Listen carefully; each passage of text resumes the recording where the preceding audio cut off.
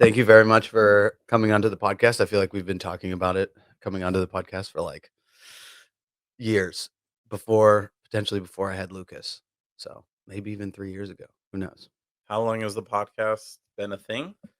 Oh, Few years? yeah, a couple years, but just like it was like once a month and then skip a few months and then lately we've been doing every other week. We've been pretty consistent with like the Dauntless, but I did a couple podcasts on like my random YouTube to practice and figure out what like systems and stuff I wanted to use, whether it was like StreamYard or Riverside or microphones like this or lapel mics. It's an endless world on YouTube of this is how you'd have the best podcast set up and all this stuff. So You're gonna have to have a book next because everyone who's anyone has a podcast you got to write a and a book. book Yeah. Cause then you could pitch the book all on a day, every day. podcast, Yeah. Yeah. and then go on everyone else's podcast And then in the book, and you promote your talk about book. your podcast, but on your digital ebooks. Yeah. I think the audiobook game is definitely stepping up a lot in terms of like, I love it that because not every, like if I wrote a really good book and they were like, hey, Elliot, do the audiobook version. They like want to hear you read. I'd be like, I Mm, can't read my own book like for that long. And it being choppy, it won't sound as good. You gotta hire, like, a professional talker, and, I'm sure there's a specific name for the profession, but, a dictator or something, yeah.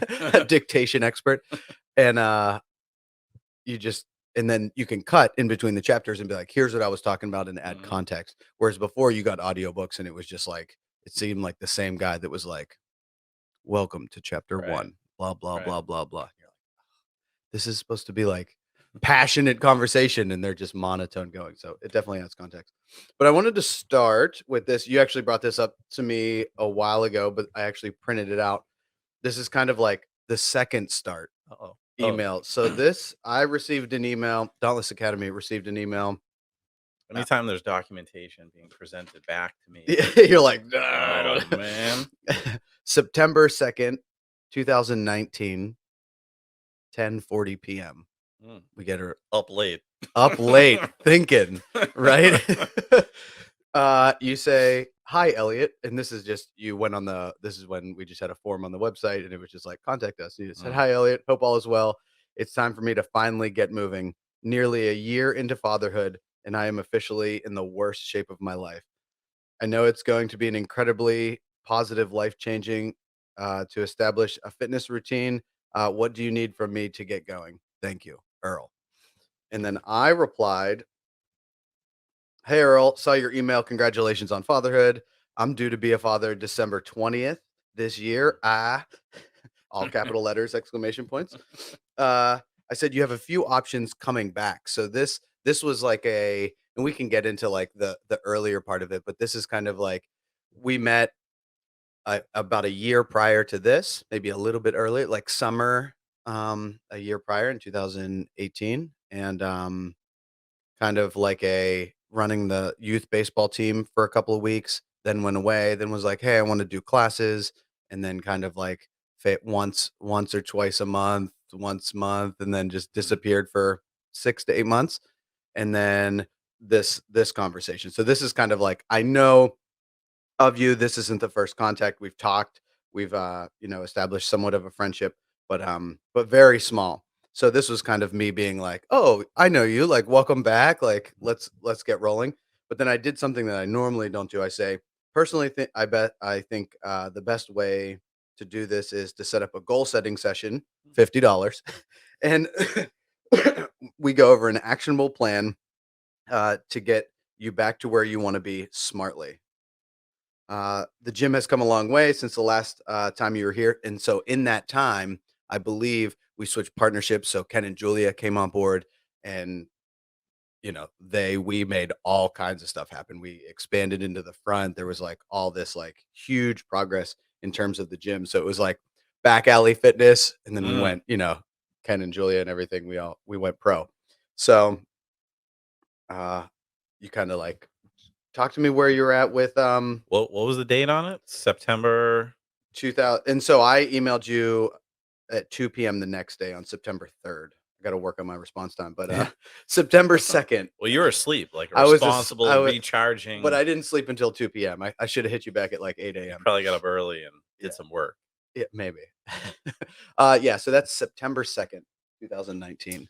Yeah, so September 2nd, 2019, that was like 2 weeks before my daughter, Cora, turned 1, and worst shape of my life, I think, was accurate, very accurate.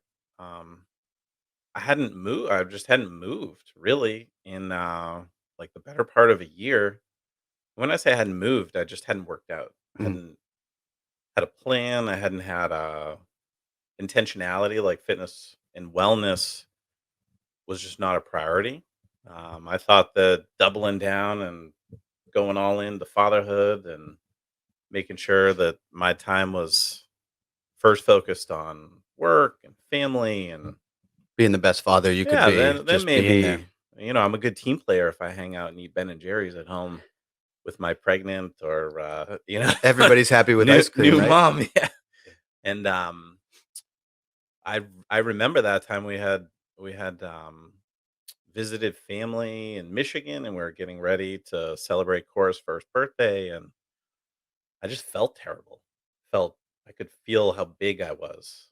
I was 320 pounds, and almost what 2.5 years later or so, I'm more than 70 pounds lighter than that, and have a whole different set of priorities and focus Were you and still playing intentionality. baseball at that time? So I wasn't playing myself because I wasn't doing anything fun or really super like beneficial So, like, outside of. everything back burner. You're like, "I work, and then I just full-time dad, AKA sit on the couch and watch it happen," and, convince yourself like, "Hey, this is the best way to do it." Well, and the convincing is only in the moment because deep down my gut, I know it's not the winning formula, Mhm. and I've been fortunate to be around other strong men like you, other men who are dads, and I see that formula of fitness, wellness, prioritizing themselves so that they can show up as the best version to the ones that they love. Mhm. But I just could not square that circle. I had no idea really where to begin. Other than CrossFit, I had done CrossFit in the past and believer, and enjoyed it. So Yeah, what actually kinda because you started in was it Reclamation in Exeter, or did you start over in Epping? At Reclamation? yeah, so a little over 10 years ago, we moved to Exeter and originally from the Boston area. My wife is from Indiana. So we were newlyweds, came to Exeter, and I saw these maniacs out in the parking lot, throwing barbells around. Maybe when I was driving Audra like to Amtrak to the train station to go to work, super early. And Were you active at this time? Where were you at physically at that yeah, time? I would have been like 31 years old, a year married, s- decent shape, maybe go to the gym, but But no, no, like, power cleans, running, no, anything, just kinda nothing like dynamic, yeah, okay. nothing intentional. I had never heard of intervals, Oh, okay. really. Well Teaser there. well, training in, Syracuse for baseball, didn't they have you do some runs, at least some bases every once in a while? I mean, my mentality was always that if I'm a big guy, so if I can hit for power, I don't have to You don't have run to do anything, fast. yeah. I'm a catcher. If I keep runners off base, I don't have to have an electric arm. I can hide that weakness and just Yeah. play to my strengths. So when I was in college, I played baseball, but it was the old meathead locker room. Here's your summer homework. Make Go sure you do home it, and do yeah. these things, and it was all lifting, focus on nutrition, but nothing scientific. I would say really, Mhm. um, and there were no explicit goals. You had like remember when you were little in school, you had to read these books over the summer, Yeah, but how intentional or how finite was that assignment? You just had to complete it. You didn't have right. to think about it or take notes or drill into comprehension or do something, you know, specific within it. So college and fitness was always like the high school locker room. Can I get 2 plates on the barbell? Right. 2 wheels. How much can we load up on the leg press? Can we get Yeah. 1,000 pounds and Yeah. move it 6 inches? I bet you could we Right. could get all the plates and you could sit on it. Yeah. Yeah, yeah. So, uh, you start CrossFit, typically, there it kinda goes in 2 ways from what I've seen in my experience. Usually, people kinda try it out for there's, like, a month or 2, and then they, like, kinda oscillate out, like, Mm, the intensity for whatever reason isn't for them, and then there's most often, people are like, "Wow, this is really good," and then they just kind of, like, subscribe, and mm. they're on it for a long time. And then there are definitely the middle people that go for like a 6 month or a 1 year stint, and then they what was making you kind of like oscillating out of control? And this is, married, still no kid. There's a period of time in there where you technically, I bet looking back, you're like, oh, I had so much time, but like, Mm, why wasn't what made it? yeah. What was stopping you? So I think about the past decade of CrossFit and very in and out. And when I started 2012 at Reclamation, I didn't last a whole year of like consistent membership, and the gym owner had to chase me down to come back, Mm, which I appreciate. And she chased me down. I came back, but it was never easy for me to stay. And then that gym um, closed and evolved, and some people there went to Epping, started a bigger, newer gym, and it was. I look back, people that I knew and loved and enjoyed spending time with, but the change, I was excited about change. Like, oh, there's a right. bigger gym. It's going to be more exciting. Yeah. Newer Pe- People barbells. are on board with that, Yeah. and It is exciting getting a new space. You do quickly realize, like, the space and the nice newness of the equipment doesn't really matter, but there's definitely something seductive of, like, "We're getting a new, bigger space," and you're like, "That's so much better," and then you come to class, and it's still burpees and oh yeah, wall climbs and oh all that yeah, stuff. the yeah, the lure of it. I was really enthralled by the community.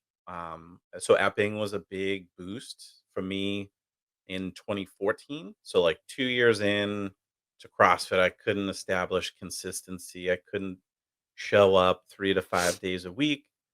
So I needed a new gym, a big new gym. That would be my catalyst. And it was. I rode that wave and really loved Epping. I got my L1 and became a coach there, and awesome experience. But that On a didn't huge last trend, long. but usually when you get your level 1 and you're doing that type of stuff, you just spend a grand on, Mm, something that, like, is your hobby that you're already paying to do. It's, like, usually that mindset and that shift, and that's exactly mm, what happened for me. I tried it out for a month or 2, and I was like, "I'm going in, I'm getting my level 1, I'm doing this," and then you just, like most people just keep going. yeah.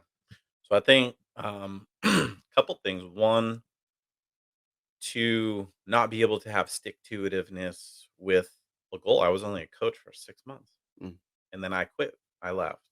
I thought I was too busy or I needed to do different things, and still love CrossFit. I had a new job at the time, and so this is like 2016, and thought I could figure it out on my own. Thought I had knowledge, a certification. I had resources, I had equipment, and motivation to continue to get fit and do better. And when left to my own devices, I did nothing. right. I You just had let it all go. the Really, "I know what to do, I just have to do it" mentality. It's so dangerous. We talked all about that last all my podcast. It's like plates are the beautiful. yeah, brand new equipment. They're so beautiful. Every rogue, accessory and this that. But the Broasis that I created, a little compound of my own personal fitness, it didn't pan out. Too comfortable. Too too pretty, not gritty, I Yeah. think is Too like pretty, not gritty, too yeah. pretty, not gritty. So CrossFit, I didn't have a community. I didn't have a place to go. I had left the gym, Mhm. and Did you leave on, like, not bad terms, but just kind of like, "Oh, I guess he's just leaving now?" Was that yeah, kind of it the was in hindsight. I mean, the gym invested in me to become a coach. Mm, paid for my L1. I was one of like a handful of new folks, members that became coaches, and then I was immediately the first to leave. Yeah.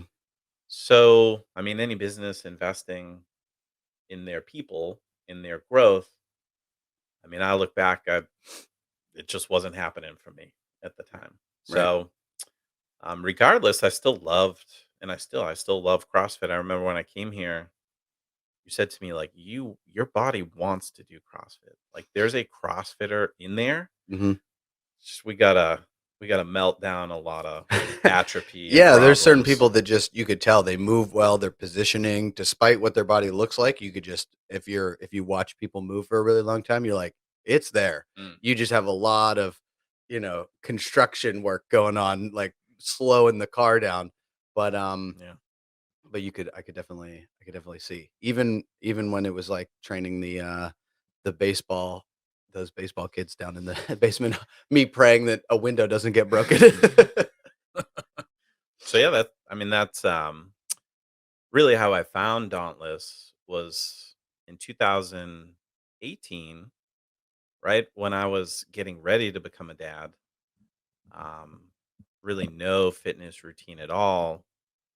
I came here because it was CrossFit, the first CrossFit facility in Exeter, Yeah. and I was a volunteer little league coach, and wanted to bring the 8, 9, and 10-year-old Exeter Junior Baseball League Royals To the top. to the top, CrossFit, and you had very wanted to high. show them the gym. Yeah, and I remember a couple of the conversations are very foggy because they were a while ago, but, just very like, "Hey, we're gonna do this, we're gonna get really good, and it's gonna be like the CrossFit baseball, like, it's gonna be we're doing CrossFit," and I was like, "I love it," and at the time, from my perspective, like, I just opened up this gym and, like, anybody coulda walked in and been like, "Hey, like, I wanna do this and rent out your facility and do this," and I'd be like, "Yeah, like, we're getting more traction," and it's just like because I didn't know what I was doing or what that was worth. And at the time, I probably had like 10 or 15 members. And I'm Mm, like, just people in this space yeah. would be like just human people walking in.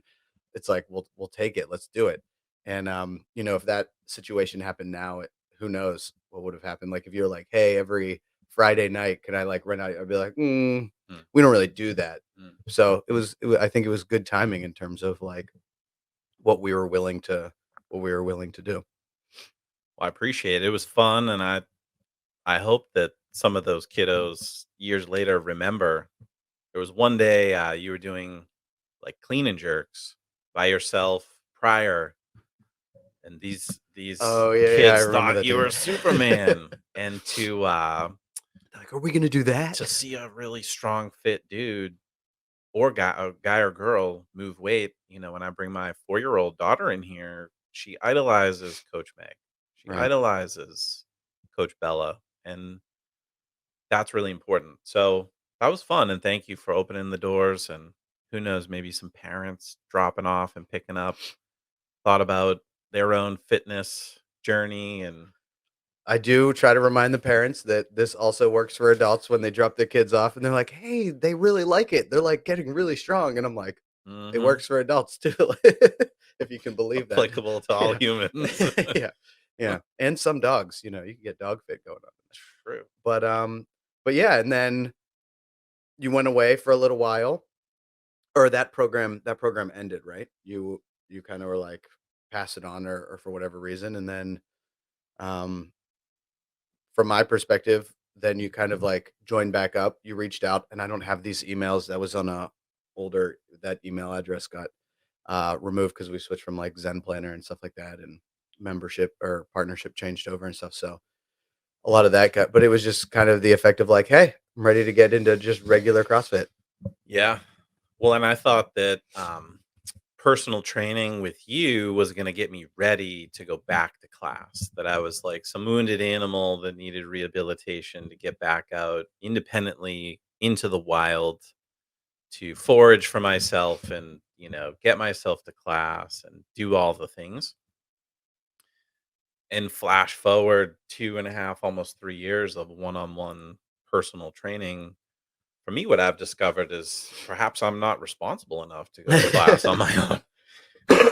Well, I think didn't in between that you. you tried for and whether I just encouraged or we were like, "Hey, we're not really doing personal training at the time," you were doing trying to do classes for a little while. So there was that time where you're like, I think I'm just gonna do classes," and you came to classes and you really liked it, but there was accountability in terms of like, "All right, Earl, see you tomorrow." But then it was like, "But if I show up, no one's gonna know."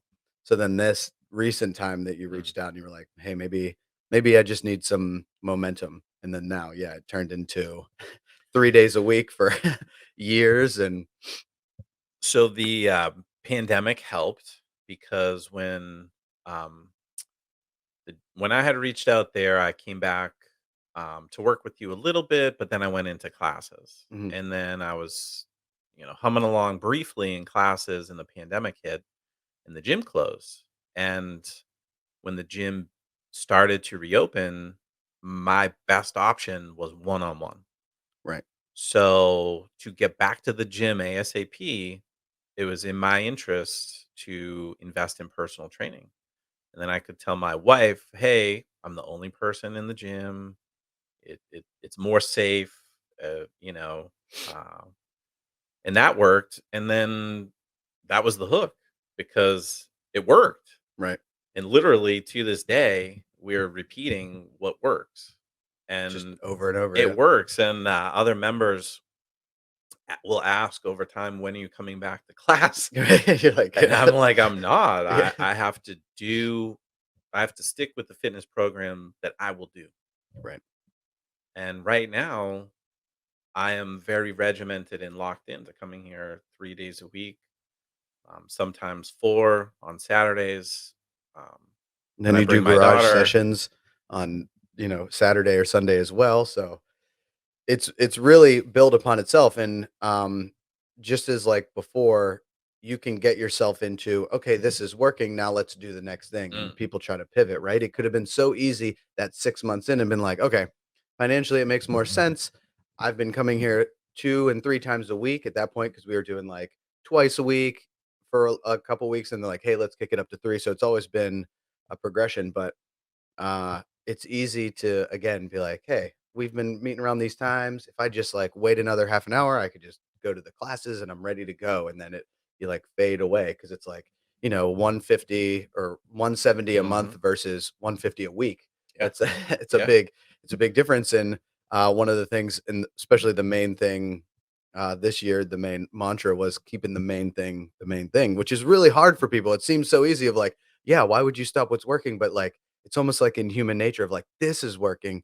What if I double down or do that? And it's like, no, this is yeah, we're making progress. Like just keep showing up. And then when you hit a plateau, then let's shake some things up. But like it's just we did a post about 6 months ago, 6 or 8 months ago, where it was just like, hey, you're averaging like a .7 pound per week weight loss. Like mhm, it's just ticking off and just, and the scale doesn't look like just this one line going down, but it's like up 3 pounds, down 3 pounds, up 2 pounds, down 3 yeah, pounds, up 1 pound, down 2 pounds, up 5 pounds. And so, the Instagram pictures are nice because people are like, "Wow, Earl, you're doing it, blah, blah, blah." It's like, but it's just so much time over and just the workouts are getting a little bit harder and all you do is just show up. And that was, I think, one of your biggest successes is just being like, "Hey, I'm not gonna try to control this. mm. I'm just gonna show up, walk in and just be like, one eye squinting at the board, like, what are you gonna make me do?" But then it now just turns into like, "Oh, okay, we're doing this." Like, "Oh, thank God I don't have to do intervals." Yeah, Now you're like, "Oh, well, it's interval day. All and so right." yeah, when it is, still do it. And I love the analogy or example you've shared about being a dog on the dock. My coaching style, yeah. That you as my trainer have me on a long, narrow path, surrounded by water that could be perilous if I don't know how to swim and I get knocked off the dock, or could be glorious, high buoyancy, refreshing, just boundless opportunity to move and explore. But I had to get off the dock. And I think it's important to point out when I started training, you used to give me options for the workouts, Did. essentially easy or hard. Little mental tests, yeah. Yeah, I don't know. That I love that anecdote just for my own fitness journey because I would always typically pick the easier option. I want the path of least resistance and Right. show up a couple minutes late, leave a couple minutes early. Yeah. Just it was that dog on the dock that didn't really want to swim. Yeah. That it just kept backing up. Like I know I need to be out here. I know I need to the dock and the water and you're my owner, but like I'd rather be inside. Yeah. Nice and dry. And it's tough from my perspective too, because like not to like you always want to believe people and you never want to tell somebody like you're not going to do this. Mm, But like the way that we approached personal training in the beginning is very common to most people. They come in and they say, I want this and this and this. And I know I'm confident. Well, I was like, we could definitely do that. All you have to do is just show up and then give me like a little bit of like help outside. Like, don't just immediately go and eat cheesecakes and, yeah, do nothing the rest of the day. Just give me a little more outside. And this isn't like some like magical thing. yeah. And so what will tend to happen is people keep trying to get perfect training sessions in and Mhm. like, I'm not going to be at my best today. So I'm just going to look, we'll start next week and we'll go real hard. Yeah. And then, well, this was a crazy week. And really the only difference between you and all of the personal training clients that I used to have is that you just keep showing up. Still here. And it's just like because no one's gonna get here, and maybe you do, and that's I think it's still better if you come here and be like, "Hey, Elliot, I don't feel good at all. I don't want to be here. Mhm. Um, just like let's just go through the motions. Like I don't really want to do this. Like I'm having a terrible day." And be like, "All right, well, let's sit on the rower and do like easy intervals." And you're just at least committing to that Mhm. thing where most people would say, "Hey, Elliot, it's Tuesday. It's a crazy week. Let's start again on Monday." Yeah. And then you have 7 days of just nothing. When I have those temptations Yeah. on Monday of this week, we had a very difficult maybe it was Wednesday, but rowing intervals where the fear wolf in my mind says, "Let's stop this." This can be the one day that I tell him, "No, no, no. It doesn't feel right. I don't like this. I want a therapy session on the rower." An easy option, yeah. But you tell me, I don't think I've selected that option um, to scale it down or just stop. Um, and you taught me, I don't know, year and a half or so ago that when those thoughts start coming in, that that's where I want to be, that that's when progress is happening, that that pain, discomfort, uh, mental volatility is why I come here. Yeah. And The mental negotiations. I asked you this week, what are my greatest weaknesses? And I called out, I think, the mental negotiations within my own mind are normal, but they could lead to weakness. And with left to my own devices, I'll lose those negotiations and just, path of least resistance. Yeah, and I think, and we talked about this a little bit, but I don't think the negotiations or the whining inside the mind is a sign of, like, mental weakness or anything. I think if you're doing things that are truly challenging, then you're in the right spot. Like I said, like, the mental toughness is having those negotiations and then winning or refusing to negotiate and just treating and we've talked about a lot of things, but treating that, um voice in your head and that like, hey, like maybe one interval, you kind of have to treat that like a 2-year-old or a 3-year-old. Like, I know you want ice cream, but we're doing this today. Like, Yeah. this is what we're doing.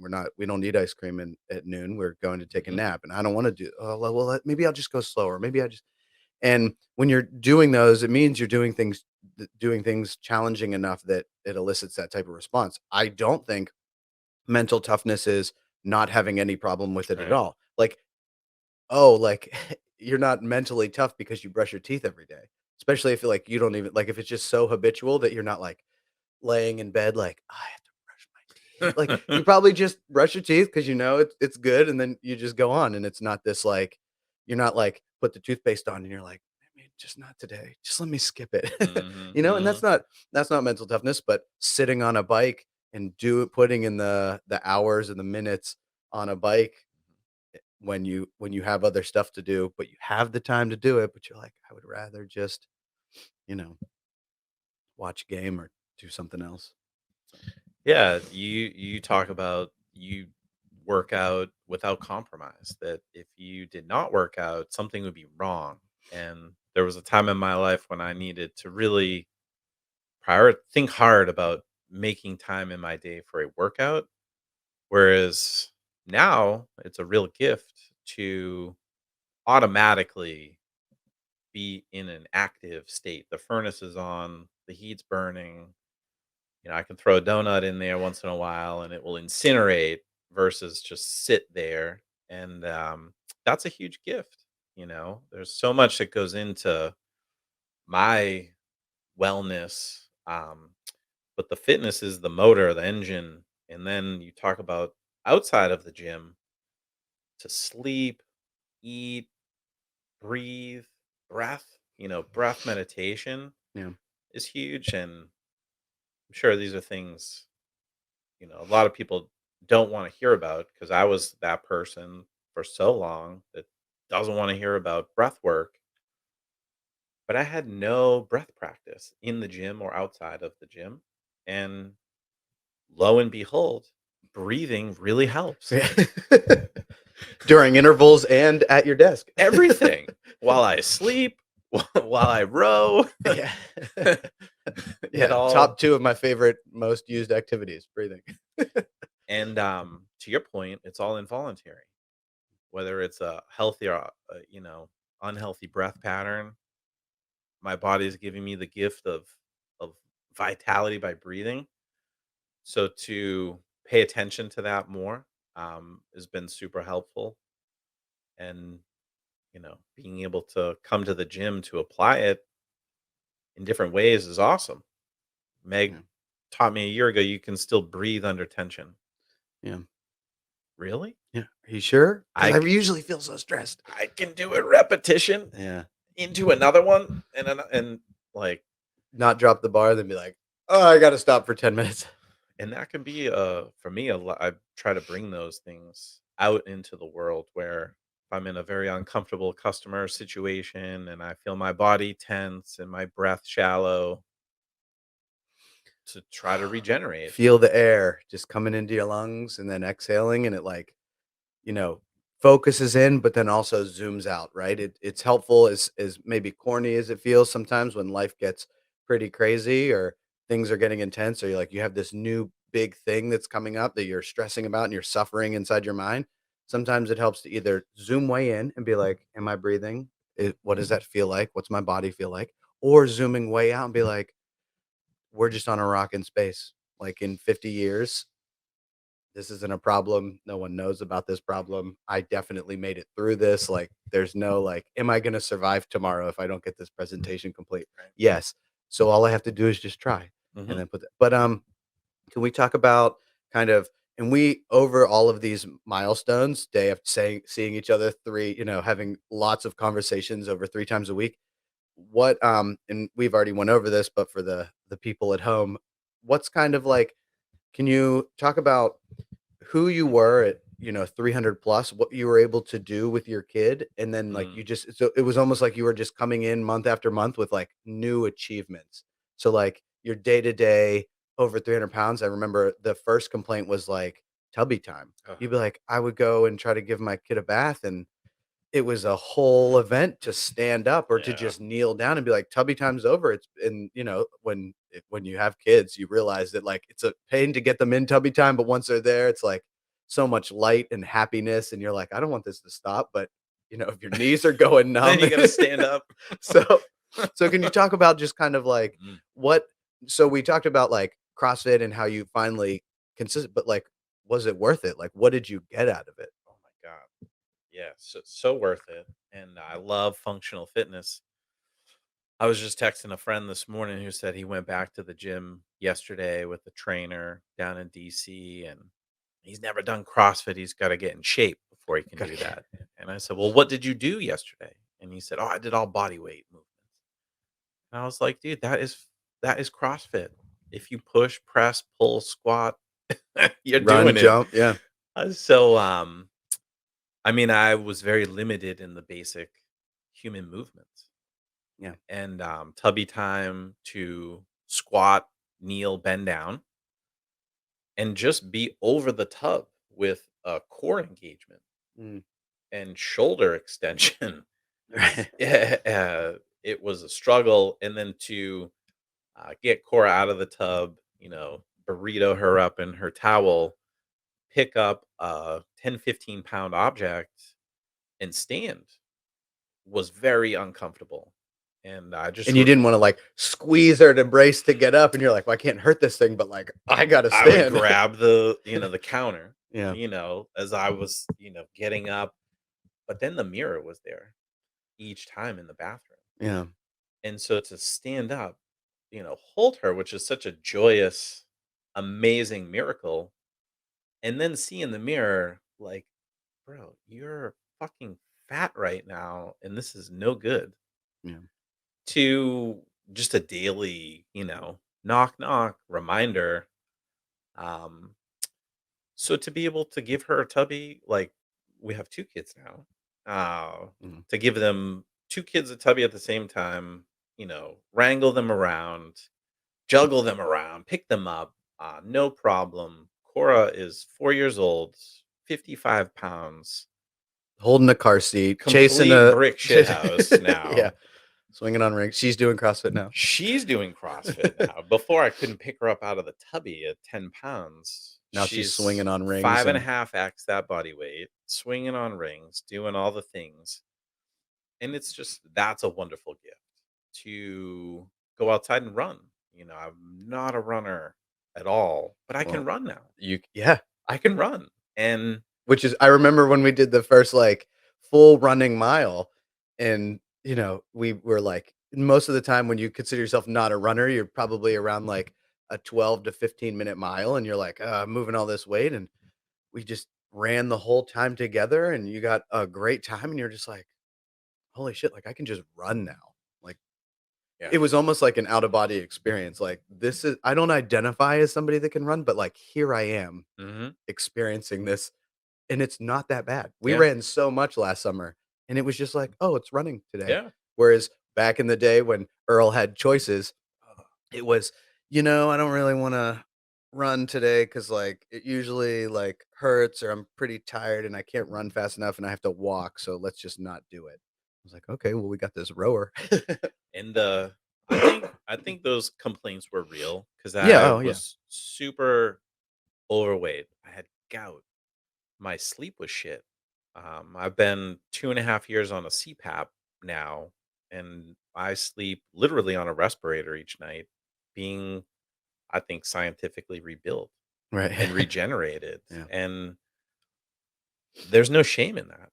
You right. know, a lot of men in particular are afraid to, just embarrassed to have a sleep test. What if your sleep can improve 5% and you'll live a year longer? Or what if your sleep, like me, improves, 200% and you'll live a decade Or longer? you're just say you live the same amount of time, but you're just happier when you wake up. Amen. So that was part of my problem in the gym. Felt never felt rested. I would be sore from movement and workout. I would go home and eat clean macros, but if you don't sleep, you're screwed. Yeah, And I'm jumping around a little bit, but this year one of my intentionalities is to sleep more. The past 2 years, I've gotten up pretty much every day at 4 AM because my body clock was allowing for that. I had energy, and I had never been a morning person. And suddenly I had the gift of the morning, I had time, um, and I'm very proud of being able to get out of bed 307 days a week, 365 days, but now I'm like, "Well, maybe I should stay in bed 1 more hour, 40 more minutes." Like, give my body that gift of 7.5 hours instead of 6.5, and right.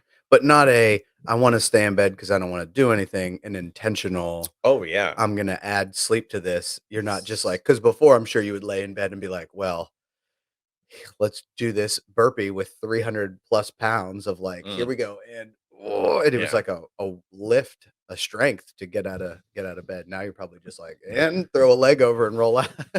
So those choices are gifts Yeah. now? Like what's changed from physically? And my joke is always I work out so I can get up and down the stairs for the rest of my life. Mhm. But to be an active participant with the kiddos is awesome. That I legit want to be that dad, salt and pepper, looking like the father from like Orange County Chopper, Right. just that big old burly man. Oh, that's your dad? Oh. Yeah. Oh, For, oh, that's potentially, that's Cora's Cora's first dad. boyfriend, you want to be like, "How's it going?" And him be like,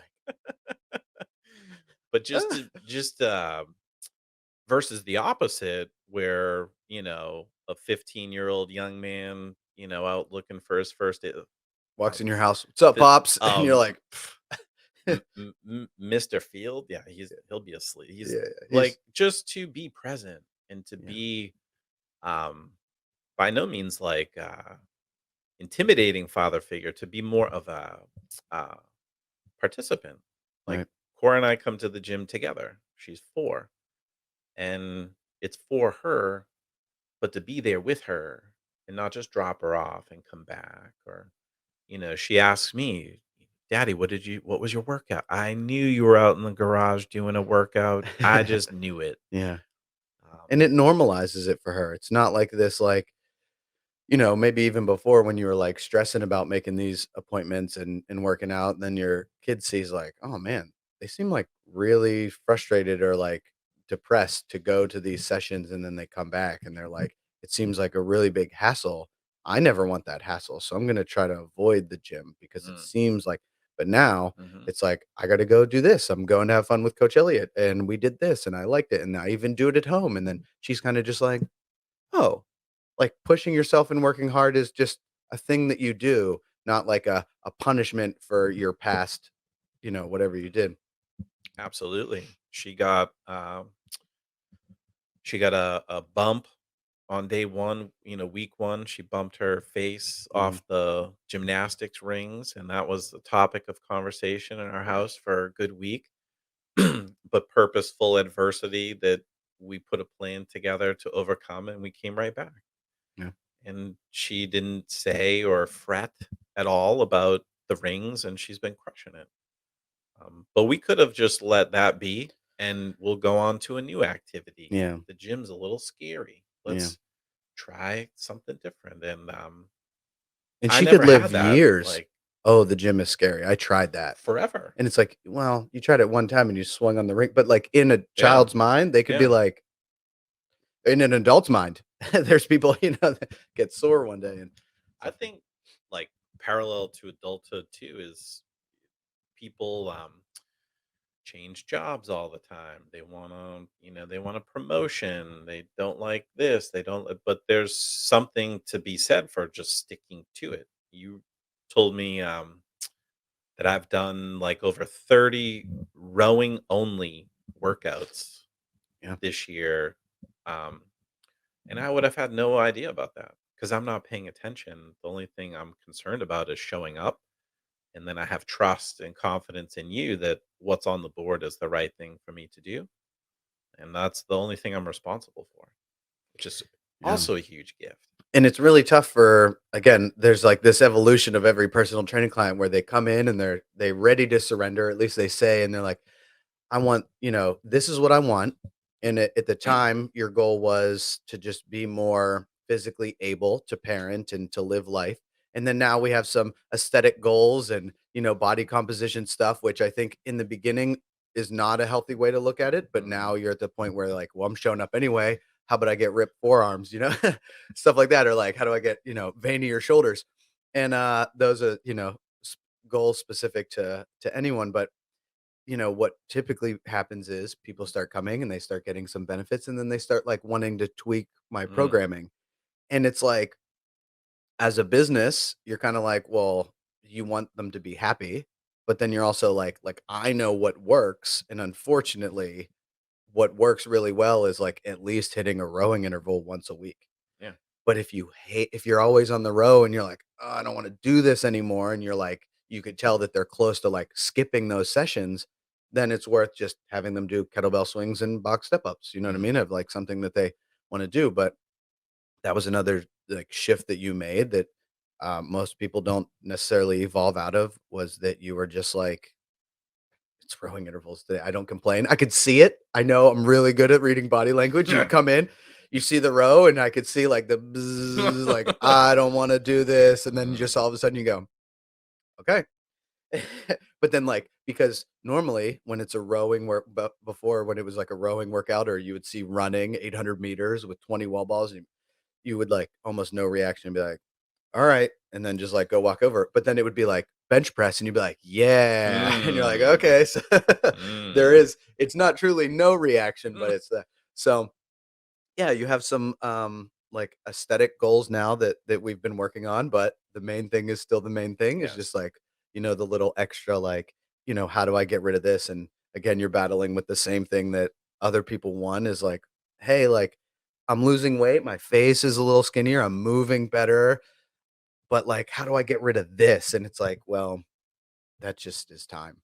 Same way you got rid of everything It else. just the fat, like, melts off or shrinks off of your body in its own way, and it Yes. usually shrinks in the reverse. So if you're a person that gets belly fat first and then slowly works your way Mm. to a thicker face, the Right. face is gonna go first, and then you're gonna have some belly fat for, however long. And then we also talk about, like, people are like, "How much longer?" We're like, "Well, Mm. how long did you do this other lifestyle?" Yeah. It's like, "Okay, well, if you did 10 years of treating your body like a trash can, you gotta give me at least 5, right? Can I get half of that time of Yeah. healthy?" Yeah. I think of, myself as, a mountain with a lot of mud washing off it, Yeah, and that there is, a specimen beneath that is forming, and have to be patient. That, time takes time, and there are no hacks or, speed it up. And we like talking about that. I come to the gym 3 days a week for 30 minutes a day. Monday, Wednesday, Friday. That's 90 minutes. I know men that work out 90 minutes a session just one session a week. every day, Yeah, like just animalistic pursuit. But that's not me. And I've found ways to augment that outside the gym. Um, but first things first was making sure that I showed up, that I built a ritual and was willing to be patient. I don't think I lost a pound for 6 months, right, yeah, 320 to 320, first 6 months. yeah, And I didn't stop coming. I didn't come less. I didn't come more. I just had to keep coming. And the beginning of this year, I remember asking you and Meg, like, things are going really well. What else can I do? right. You're like, Let's "Keep ramp doing it that." up. Yeah, how do And we double this? It's so seductive to two of ask you were that. like, well, it was just a very, I'm sure, common thing that you all deal Oh, yeah, with where, things are going great. Give me more, more, more, yeah, more. How can I get more faster? And then the other thing you mentioned is that there's a finish line. You know, Got to train my ass off for this triathlon, and then I get a break. yeah, and then I'm done. Then I'm done. I'm like, "Thanks, Dauntless, see you later." Thanks. I'm a marathoner. 26.2 sticker on the van. Later. Now I can do whatever I want and say I used to run marathons. So I love the idea of the most important work is done when no one's looking, and that great you trained for your marathon. Great you did 75 hard days. What did you do on the 76th day? What did you do on the 150th day? Like, can you continue on a long term path? And for me, the irony is that I've discovered that that's very finite, like very small. All I need to do is crush today. Today's Sunday. I drink coffee. I talk to Coach Elliott. I have some squats to do in the garage later Mhm. today. And You that's get all. you get to do some squats later? I get Yeah. to do some squats. That's all I'm responsible for today. I don't have to lose 50 pounds. I don't have to PR anything. Just have to be right here. But Earl, you have a full-time job and 2 kids and a wife and a house to take care of. How do you have time Mm, to do this? Right? Because yeah. you were so busy with 0 kids that you Mhm. didn't have time to work out. And then you had a kid, and then you were like, "Now how do I have time?" And then you had a you doubled down, but you still have time. If not, you're doing more fitness. How's that possible? I think the morning is a easy place to look for me. Where through improved fitness, health, and wellness will you see productivity gains in time, right? Like everyone thinks, oh, I'm going to the gym. That's a sacrifice of time. But what if being more healthy becomes a force multiplier and you're up more? You're more active. You're doing more things in the time that you are awake or alive. Yeah. And suddenly there's this inverse benefit of, no, I need to defend my time. I need to protect it. For what? Look at your screen time, how many minutes and hours you've logged. Think about your consumption of Netflix and then just make some decisions. I haven't watched anything on TV other than baseball or golf or something that my wife forces me to watch in over 2 years. Yeah. I don't watch the news. I don't consume mindless shit, and I'm really trying to be intentional with my time. And how bad is your life that you're missing out on everything on Instagram and Facebook? No Yeah, gaps no no that I'm loss aware in of. love, yeah.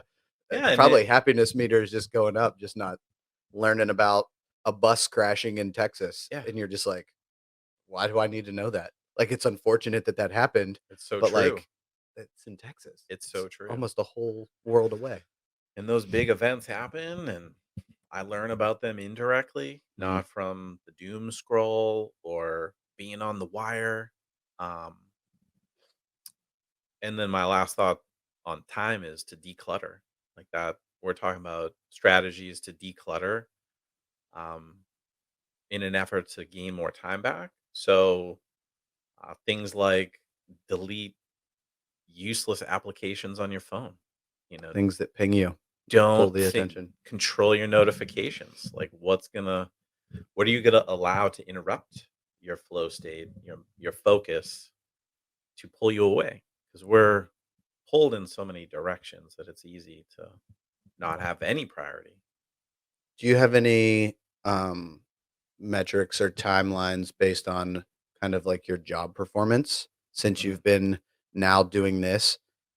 A lot of times I'll say that like, hey, when you start doing CrossFit and you just, you can write something down completely unrelated to fitness that you want to improve in your life. And if you start committing to working hard in the gym for some magical reason, that mhm. typically increases. Have you seen any um like progress at work? Have you been just like climbing or is it around the same? Were you always this good? Like kind of Oh can my you talk about god. your job performance? Yeah. So I'm 41. I've been in the workforce like 20 years. And only the past 4 years, three of which have included consistent fitness, has my job performance been like superlative, optimal, better than I had ever dreamt of it to be before. Um, so work for Salesforce, which is a huge software company, super competitive and really complex. It moves very fast and it's demanding. And holy shit, I have to be there every day. And I have to put in a lot of energy and mental focus to be successful. Can you believe that? Sounds exhausting. and, and it is. And if I woke up late, 10 minutes before a call, if I wasn't, regimented in my life, I can see where I just start losing the little points of excellence to be on top of things. Was that typical in prior jobs? Were you the type of person to be like, well, work starts at 7, so I'll turn on my screen at 6:59 and yawn and then go make a coffee? And was that how were you in your other jobs? Is it kind of the same Yeah, it mentality would or like be hit or miss depending on mood. You were, like, on or you were or off. yeah, You're way like you had on. these spikes of performance, but nothing like And so job was one example, but really life too volatile, too hot, Mhm. too cold, too up, too down, no through line of stability. And that stability, I say I slow down the least at Salesforce. There are Mm, some mega peak performers who do incredible things. Um, but I don't know what their downtime looks like. right. In Q4 here, end of year, there are 3 sprints between Thanksgiving, Christmas, Christmas, New Year's, and then the rest of January. And we talk about that grind to sprint through boom, boom, boom, these 3 mile markers of Q4. And I talk about, well, I'm not gonna go over a red line to first sprint to collapse and burnout and not be able to make it through second sprint. So if I can find formulas to slow down the least, I'll outpace my competitors. So I've learned to appreciate stopping at a red light while you peel off, take 8 side streets, cut 10 people off, and then I'm that old man coming straight through Yeah. and still beating somebody else to the spot. So that's been amazing at work. Lot of gravitational pull to other like-minded people. Mhm. So I think being at a company with really smart, competitive people that I have to play up to, they increase and demand me to make improvements. Just like you and I train in the gym, and I'm accountable to the program, to what's on the board. But if I were in a class and I was buddied up with my bro, maybe he and I just do fitness down here. Yeah. Maybe he's not telling me or asking me what I'm eating after this, or when I'll go to bed, or how I'll make myself better. So work, I'm around people who make me better. And fitness is a huge competitive advantage. I know people know me as the dude who works out, Mm, the dude who won't miss a workout, that right. I will take a conference call while I'm on a rock, that I will every Monday, Wednesday, Friday, I'm offline in these windows and people know, oh, Earl's at the gym. Like, oh no, don't no, he's not available Monday at 4. Yeah. That's when he's doing his thing. But isn't that interesting how in the beginning, maybe people fight you on that, like, "Oh god, Earl's on his workouts, trying to get fit," all that stuff similar to, like, when you bring your own food, they kinda, like, push against it. Mm. But then if you just demand that space and that respect, people just accept it, and Yeah, then you realize that, like, you were, for a while, holding yourself back because of what potentially other people would start to say about you, like, some people are embarrassed to, like, "Well, I'm working hard," and they'll be like, "Yeah, but you're not fit. Why are you spending all that time in the gym?" It's like, "Well, not yet." Like, that's how you do it, right. and so they'll and it's like a weird societal thing that you have to, like, justify eating healthy or not drinking or working out consistently and then, like, being like, "Earl, you could get like, your boss could easily be like, "You could get so much more done Mm, if you just worked through 4 to 5." And you're like, "Well, actually, I wouldn't, because if I started skipping the workouts, then I wouldn't care, and then, like, well, if I'm not working out, I don't really need to care that much about what I'm eating because I don't need to, like, perform, and I'm not doing assault bike sprints later, so I'm not gonna throw up. yeah. So then I can just not get as good as sleep. I can stay up a little bit later because I don't have to wake up early and then Mm, still need enough energy." And it's just this, like, chipping away. So, like you said, with the not slowing down, I think yeah. that's extremely valuable. A lot of people like to brag about how much they can get done in a day instead of, it's like, well, how little do you get in some days? Like, what are your bad days look like? Mhm. Yeah, and I'm a pandemic golfer, so I've learned, baseball player learning to golf, and year 1 to 2, my goal was to make my mistakes hurt less. Right. So now I can play around a golf and not lose a ball. That's amazing. Maybe I shoot 200, but I'm in bounds, Yeah. and that's progress. Everyone wants to be, I want to get eagles. I on the want on the home. tour, Yeah. sinking birdies, but what if you go out and never lose a ball? And also, no one ever knows if no one cares either. what your score is, this or that. And I think the same is true in the gym, that I used to think having a certain time on a workout meant something. And it really doesn't mean anything to anyone other than me. Right. When I come and work out with you, we log certain metrics to benchmark off of and track smartly and intelligently. But I don't go to bed at night saying I wish my back squat were X pounds more, or I wish I could PR this or that. Um, and showing up to do well, I think at work it's easier to get PRs when you're present and ready. One of my recent favorite sayings is, "You don't have to get ready if you stay ready." Right. So work is a big part of that, and I would be remiss to say that big part of my fitness journey is not drinking alcohol. That being able to slow down the least relies on just good chemical balance. So holidays and end of year, everybody wants to get to the break to stop and then escape, unplug, literally, and go in a different direction. And you see so many people, past versions of myself included, really deviate away from what's helping you. And Right. that to me is a bit baffling and fascinating all at the same time. Why you suddenly want to abandon all the good things you're doing for yourself to reward yourself, but then it causes all these negative effects. So Yeah.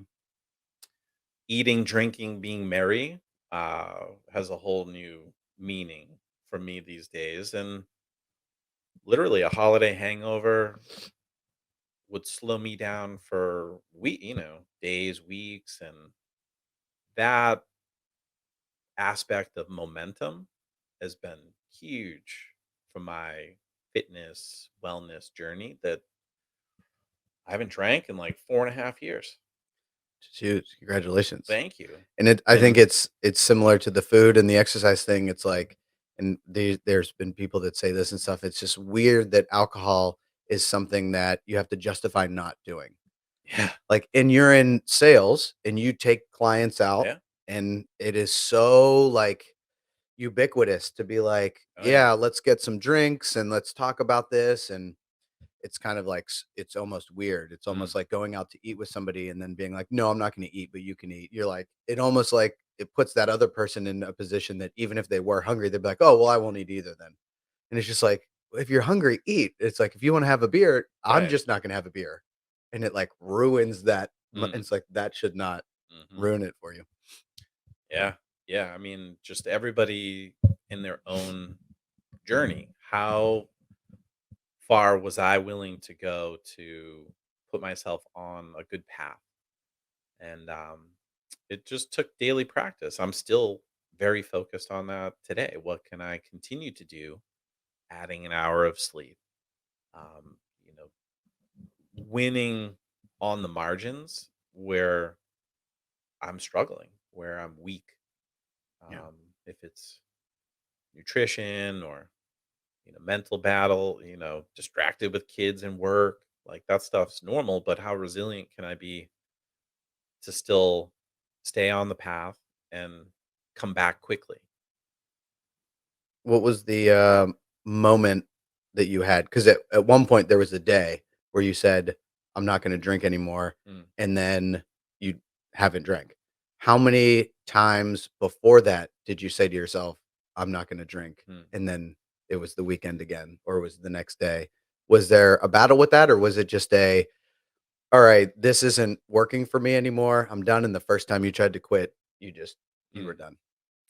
I mean, I was the captain of the Syracuse baseball team. I was the president of Alpha Chi fraternity, and I was a competitive drinker, adolescent, you know, young man that thought keg stands and the camaraderie that came in the parking lot after a big game was all par for the course, was normal. Right. And so I always thought that drinking would evaporate, no pun intended, but would go away at some point. And I mean, when Audra was pregnant with Cora, I was 37. She was not drinking as a pregnant, responsible adult. Yeah, good for her. And that was a very obvious time, almost 5 years ago, to stop drinking. Mm. And getting ready to become a dad and having solidarity with your pregnant wife and being focused on picking kids up out of the tub and making sure that you can safely, healthily, move them around, In the middle of the night or get to the yeah. next, to the next day and repeat, do the drill again. That's so Audra and I, my wife and I, we don't drink.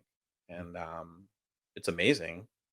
And there are times when you think you're missing out or, the socialization and but now we've conditioned ourselves to it's just a non-factor where I was at a work dinner recently. There were four guys. The gentleman next to me, he said, I'm mostly sober. I don't really drink.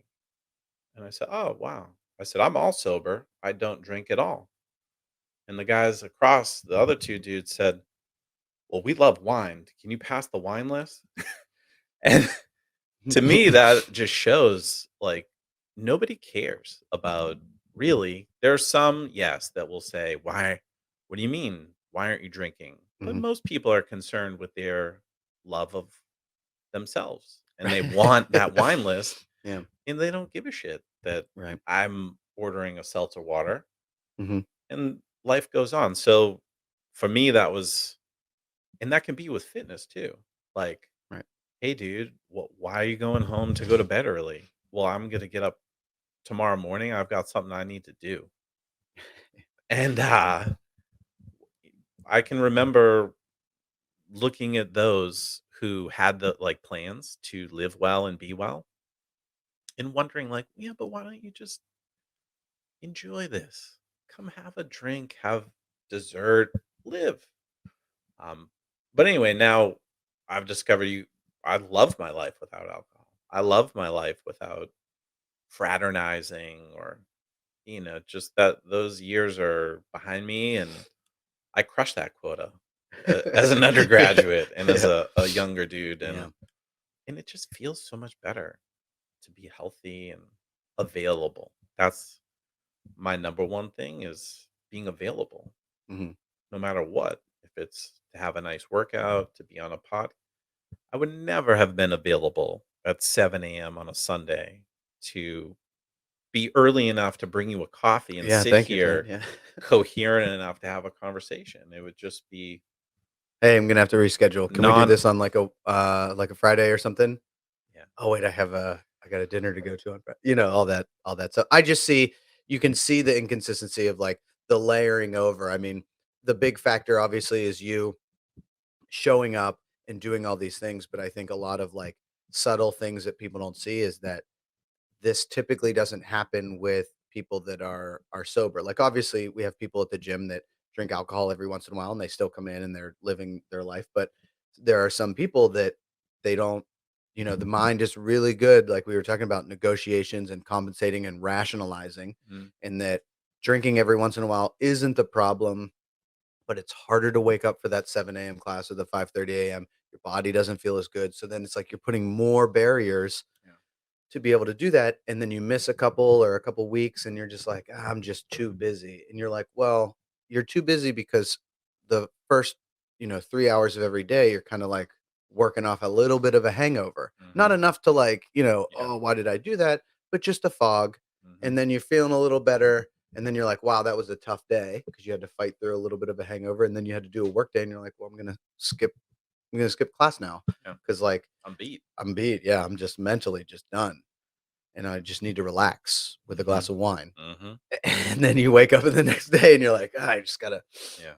yesterday The was the," the loop. and you just in the loop always spirals down. Yes.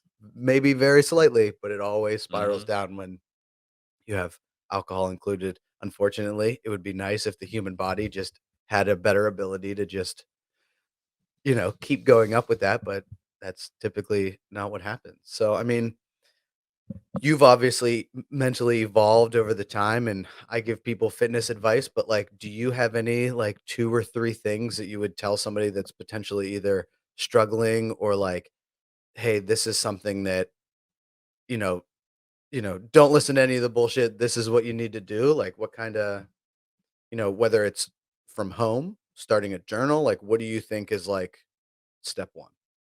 In terms of just wellness Like, if you're overall, looking or back at where you were on mm, and off, not a great performer at your job, like, some good stuff, some bad stuff, to now where you're just, like, mm, just knocking down shots. yeah. Steph Curry, 3, 3, 3, and just hitting threes. What is the biggest, like, 2 or 3 differences that you're just like, "I wish I could have just told myself this 10 years ago, and I would have listened." Mm. To go the hard way. That Mhm, I mean, I historically overall, I think come from a place of privilege. I mean, the adversity. Mm,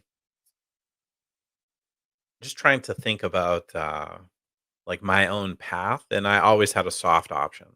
mm, You know, no matter what was going on, there were two workouts on the board, right, and I could get away with maybe I'll show up and do something tough and admirable today, but there was always another option.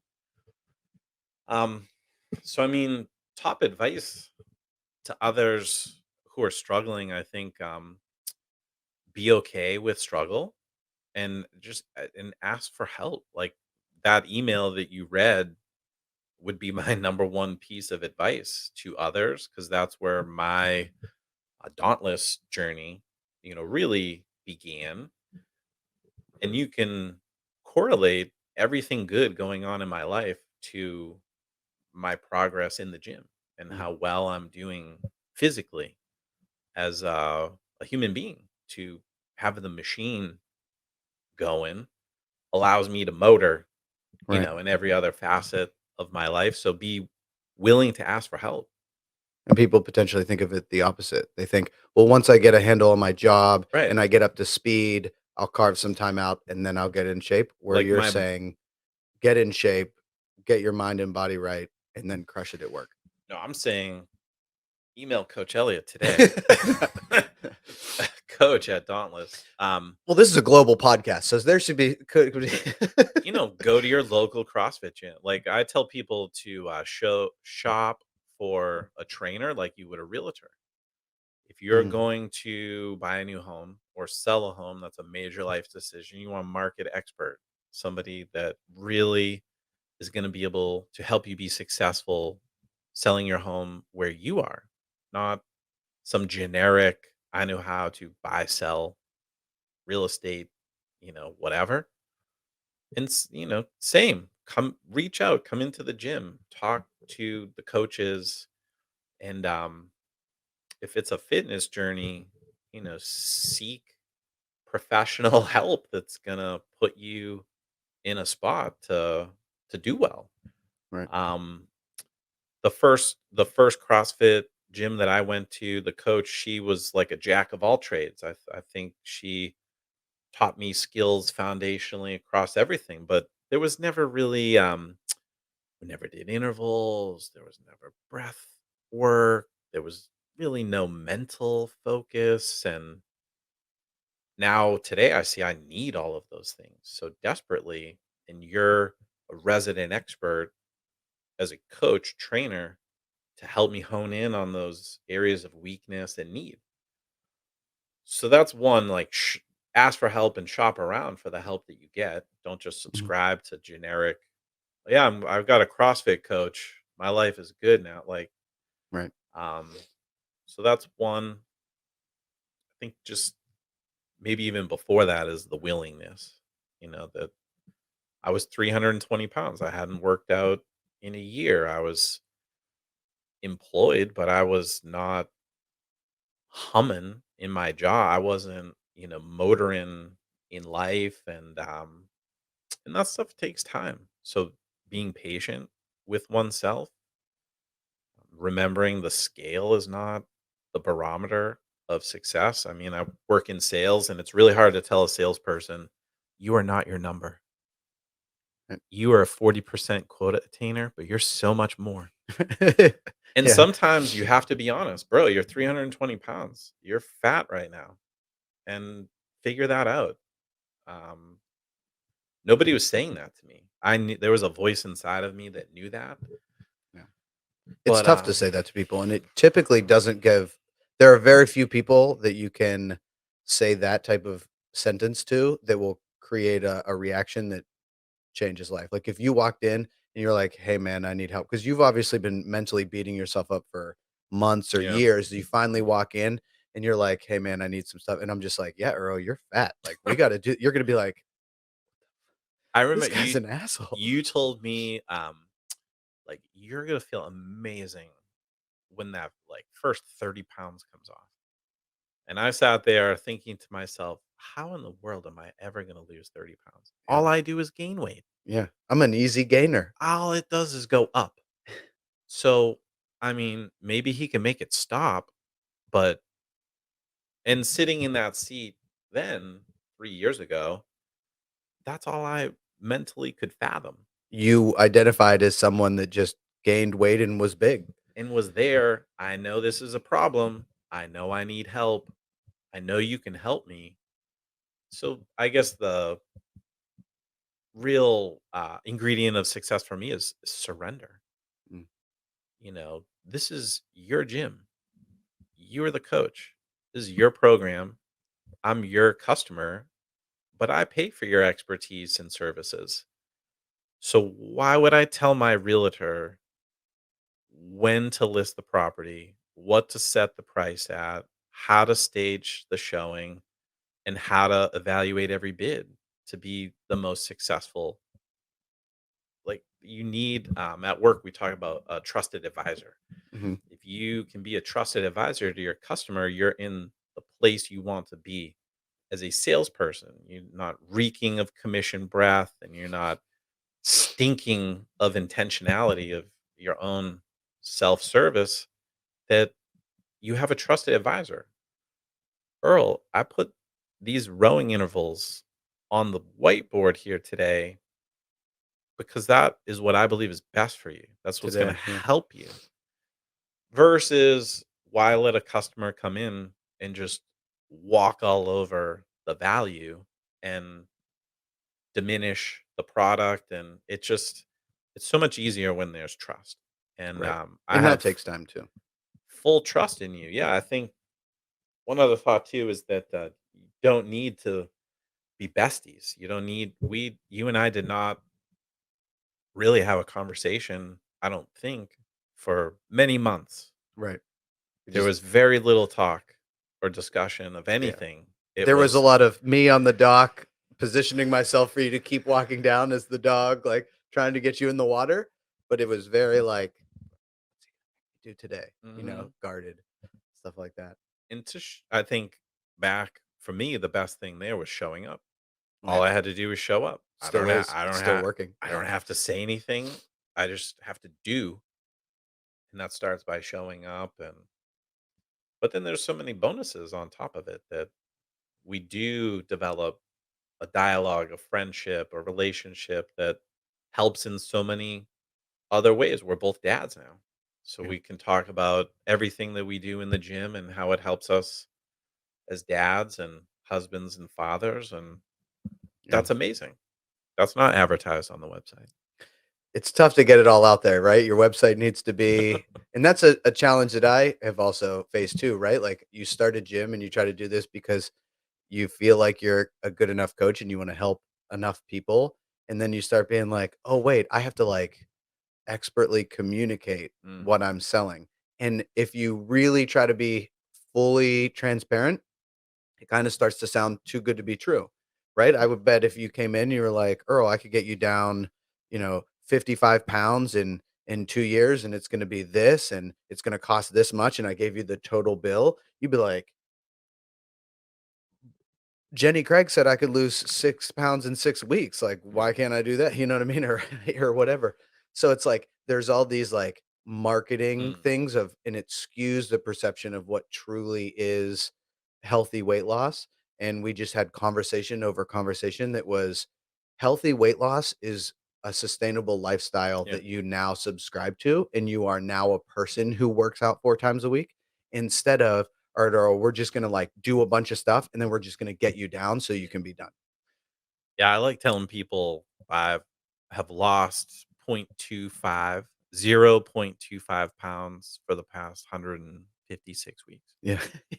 And yeah, and on it's average, and that's true. and people would be like, "Wow, that would be nice." But And you're well, just at like, first you're like, "Oh, quarter of a pound? I can shit that out." yeah. And other people are like, "Wait, did you say 156 weeks? That's a long time. That's 156 times Yeah, they do the quick 7 math. divided by 30, that's months, 12, that's wait." And so the time variable, just to be okay that things take a long time. And I remind myself if I plan to be here, let's make good use of the time. Yep. And that can be overly simplified. Right. But just to keep on keeping on and keep the main thing, and try to just relax and know that other people are in charge. I'm not in charge, and I don't need to rewrite the whiteboard. And that's a struggle too sometimes is that you had your level 1, you had already coached, you were a high level baseball player. So like in your, you've consumed a lot of fitness information. So it's so easy to be like, we already did rowing intervals Friday and now we're doing them on Monday. I don't like, "When's the last time we snatched heavy?" And you're like, "Well, we're not really gonna s" and I don't wanna be like, "Well, we're not even gonna snatch this month," because then Hmm. you'd be like, "Well, we have to," Right. and it's like, "Well, the goals that you're telling me, we need to do this, but if you wanna change your goals and you wanna get a heavier snatch or clean and jerk, we can start working on that, but Hmm. then those goals go away." Yeah. And when you explain that to people, sometimes they're like, "Oh, no, no, no, I want that, but, like, I also want this." And it's Yeah. like, "Okay, well, we can't have all 3." Well, I love the focus boards, and I know that they're written for the group classes. And when I read what is on the focus board month to month, it reminds me of learning the foundational knowledge and skills associated with CrossFit and fitness and living well. But now it's a gift to not worry about any of that. Okay, I know how to snatch a barbell, and whenever it comes in front of me, I'll do it. So it can be different for athletes where you're at in your CrossFit journey. I think a great place to be is when you can just walk in and know, like, I'm here to get better. And no matter what's on the board, I will get that outcome. Mhm. It's easy to be, I don't like this. I don't want to do I this. don't I don't really want to row. I don't even need to run, like, I don't And I'm victim of that too. I have gout. I can't run for Murph. I'm gonna row. And I have been that guy in years past, maybe Yep. justified or not.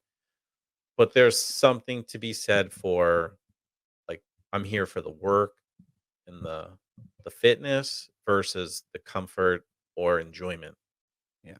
But the long answer to that gout thing was, it's like, you're not able to run because of what you're doing, not necessarily because of the gout, because it's like you were living a lifestyle, and I know there's, like, Yeah. genetic factors and Yeah. stuff, but now Oh as it's yeah. been clearing up and stuff, it's like, you've been spending all week working on not running, and then you're coming to me with a hurt foot or tired or Yes. busted Oh yeah. shoulder or whatever. It's like, so if you wanted to run during Murph, you would have done things the last 5 years to do that. But like obviously at the time, I'm not going to be like, this is why. It's just like, okay, yeah, we can definitely row. Hmm. And at that time, I absolutely think it would have been inappropriate for you to just like muscle through it or whatever. But yeah, as you saw, you had a pretty steep battle with gout for a while, and then you know it it's been way more under control, and it's one of those, like, that's a great example of, like, if you think personal training is expensive, you should try walking around with a gout foot every day of your life, right? Like, how much would you pay to get that right? It's so true. It's so true. And I love thinking about the business value of the gym. Mm, That um, I pay $50 a session, 3 times a week. At minimum, that's like 7 G's a year, mhm, which is such a bargain. To me, it's such a bargain. What would I be paying in preventative maintenance and How surgeries much and less life would you live? oh, what would my mental be Yeah. like every day? What is it worth to put on a pair of jeans that had been in your closet with a tag on them for years saying, "I'll get into those someday." And that was a true story, and literally that pair of jeans, I have to wash now hoping they shrink on me and, like, hoping that they'll wrap around my legs Like, I and, hate how they bunch up at the waist now because they're yeah, not they're too big.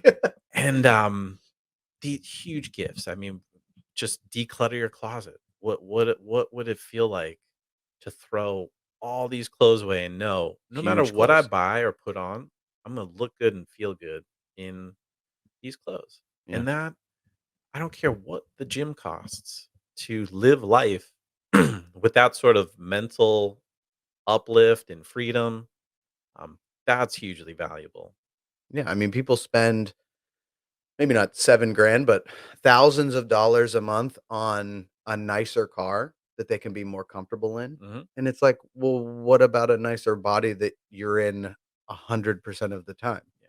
Like, maybe there's some argument that when you're sleeping, you're not, Right. you may be somewhere else, but it's like everything you do is in this body, but yet you're willing to buy a really nice mattress and Yeah. a really nice car or, anything, better shoes, better Mm, pants, all this stuff. And it's like, but you refuse to just have a well oiled body. mm. You'll spend 60 bucks on an oil change, but, it's like, it's interesting when So interesting. you see the people that the cars that drive up here and the lifestyles that they live and the houses that they live in, and I was like, "Well, I spend a lot of time in my house, so I want it nice." It's like, "Okay, well, how much time do you spend in your body?" And so, to not invest in that, it's weird for me. I can understand why other people do it, but, um, it's kind of that question of like, why is simple so difficult? Yes. 'Cause it's truly you just have to work out. The workouts don't even have to be that great. Like, I feel like I'm writing you really good workouts, but, like, if they were just, like, similar or just, like, not that great, but you were putting effort in, you would still be getting some of these benefits and, like, you could do them all in your garage. It's like Mm, you could squat every single Monday, yeah. and you had that opportunity. But it's just, like, so you have to find that thing that you're like, "Okay, I'm willing to do this, and it's working." I'm just gonna surrender control, and I'm just Mhm. gonna keep doing it. Yeah. And surround yourself with the like-minded people. I'm all for the community, and I've been in CrossFit classes for years and loved it. One-on-one training with you is what works for me today. Right, And so I think that is the summation for people from my advice is do the fitness program that you will do. right.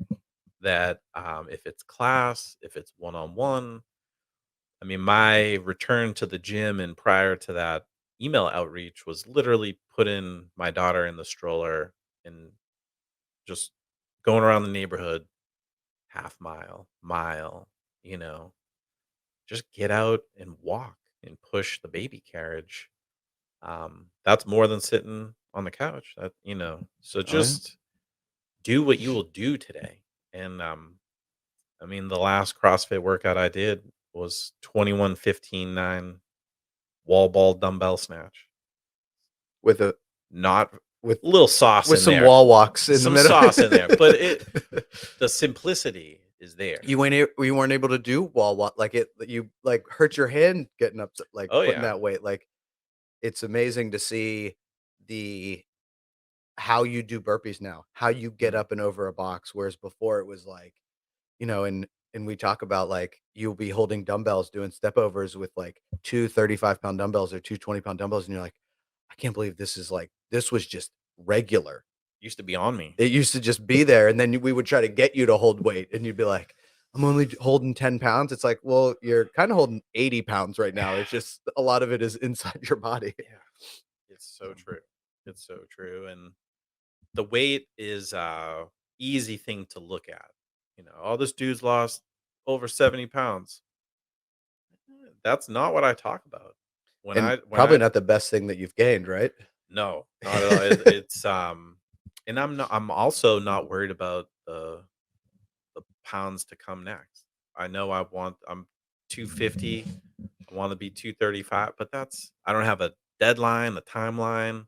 I mean, we've been talking about ripped at 235 for a very long time, and if you looked at it at any one week, you'd be like, "Elliot, I'm not there yet. I'm Yeah. not there yet." But then when you look back, you're like, "I'm on Getting my way there, and I'm closer. not going any slower." Again, Yes. like, we could sprint there. Mhm. We could get you there by, 6 months. You'd be miserable. You would get there and be like, "I never wanna do this again. I'm gonna relax, and I'm Yeah. just gonna chill back at, like, 240." But then you just develop habits and lifestyle to get you to 240, and then 250, Yeah. and then 300, and you're like, "Elliot, it happened again." Right. Right. Right. Yeah, slow down the least and just remain on a positive path is my goal. And it's fun. It's a lot of fun to be in a good spot, um, and just keep steering towards more, Yeah. little by slow. And have you, put a new year coming up? We last podcast, we talked about, like, New Year's resolutions. This year was, keeping the main thing the main thing. Do you have Mm.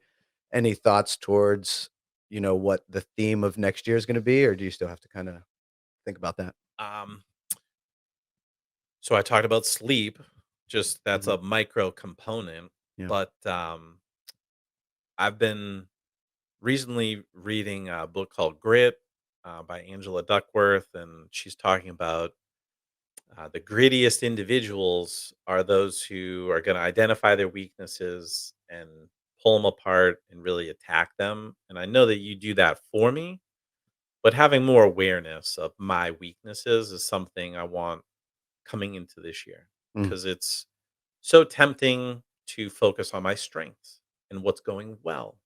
Earl, come on the podcast, talk about all these nice things. But what are my, demons and challenges? And so coming into this year, I want to be more open and honest about weaknesses Mm. and uh, do that in an effort to attack them. Yeah. Nice. So, I about halfway through every workout, I have this mental ease up voice. Mhm. M- Maybe we develop a plan. Halfway through every workout, there's an interdiction, a Yeah. cue that comes and Yeah. reminds me of my why and my purpose. And you're starting to do that automatically. I'll see you fall off of a pace, and where typically you'd be like, "Yep, I fell off." You at least try to get back to that pace each Hmm. time, and you keep trying to fight. And I think, and what you're talking about, I think, is very intelligent, and I absolutely, I'm here to help you with that. And we're but the problem with the comfort zone is it grows. So like in the beginning, it was very uncomfortable for you to come 3 times a week and Yeah. make it the thing. But now it's comfortable. It's routine. It's you showing up, doing whatever. So what do? I turn up the gauge a little bit. You like leave here like what the fuck just happened? Oh Like you'll yeah. sit there and you'll stare at the ground and be like, hold on, I gotta wait to drive. Like Yeah. I was good. I get a little tired. I feel good. I get my sweat on. Everything's good. It's a little hard. I'm doing my thing. Whoa, Yeah. what was that bump? And it's Yeah. just like, and you can tell in all the workouts, if you don't know, they look kind of the same. They don't Yeah. look like these like it's just more of the same. And then you do them and you're like, what was that?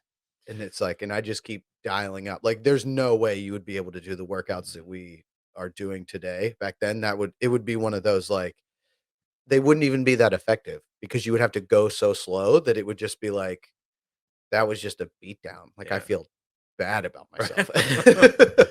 Yes. Which is typically how I would feel after most of the workouts, and I think that's okay too. That to develop resiliency and enjoying the pain and the suffering that goes with workouts. I mean, I can remember an interval workout this year where I had to just like close my eyes and recite prayer Yeah. silently. Literally, there was like a 40-second prayer that I knew that I could recite. And if I did it 10 times, that would be You could 4 get minutes.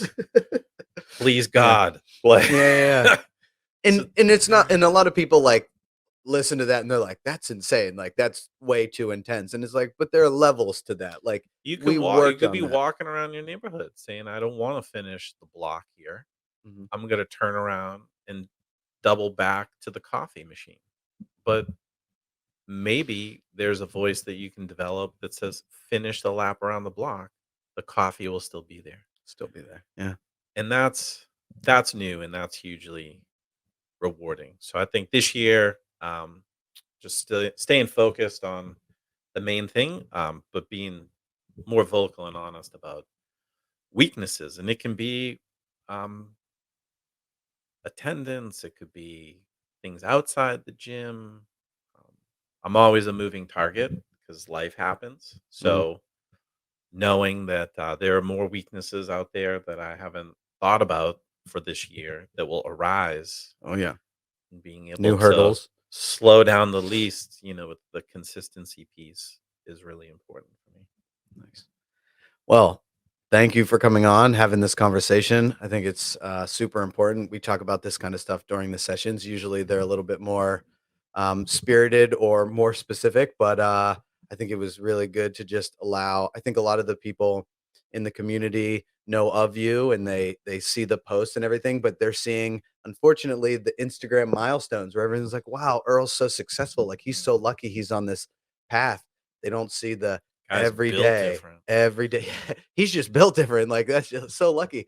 It's like, no, it's like he's building different, as you say. It's like it's just all it is just the consistency, and then every 6 months we put a post. So it's like next year, we're gonna be talking about how, you're 235 now or 240 or whatever it is, and you're gonna be like, "Wow, yeah, I just kept the main thing," and it's gonna seem, like, oversimplified, but that's all it is.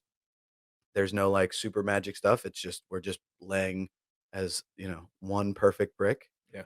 every day, Hmm. 3 days or 4 days a week, and then all of a sudden we have this perfect wall. And so that's I just want to thank you for sharing all of that and talking about that. And we could do another one in a Yeah. little bit and talk about like, wow, I can't believe that was me. I'm so much further, right? You should always be looking back and being Yes. like, man, I'm Yeah. glad I'm so much further than that. Hmm. Or, in different ways. You don't always, it's a losing game to think that you're just going to be fitter every Right. single decade.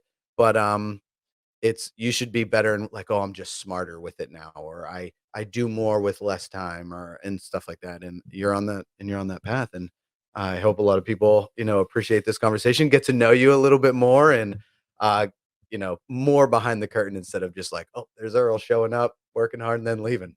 Well, I So, appreciate yeah. it. And thanks for having me on. Thanks for the opportunity to talk to the rest of the community. And it's a two-way street.